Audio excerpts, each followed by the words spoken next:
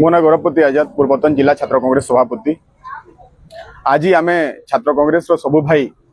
माने मिसिकी बरगढ़ माँ श्यामाकाली मंदिर निके आसीलु माँ के प्रार्थना करूँ। गत काली जेन दुखद घटनाटे घटीचे बालेश्वर एफएम कॉलेज रे सेटा समस्त लगे गोटे अहसनीय कथा है। माने छाती कांदी पकोजे से कथा देखबार के गले गोटे बुहेन के एफएम कॉलेज रो लेक्चरर जेन प्रकार हेरासमेंट करूला से न्याय लगी कहार दरवाजा ने खटखटे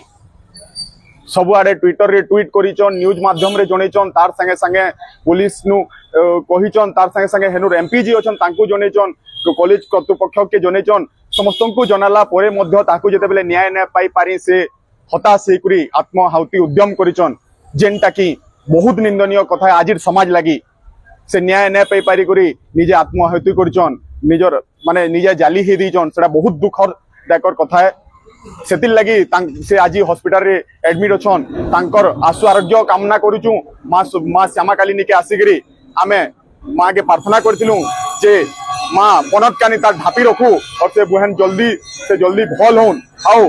ई दिन जेन माने दोषी हन सेमानकर उपरे कार्यानुष्ठान ग्रहण करा जाऊ और फांसी दंड रे दंडित करा जाऊ। तार संगे संगे हमर मुख्यमंत्री जी अछन से इस्तीफा दन एजुकेशन मिनिस्टर इस्तीफा दन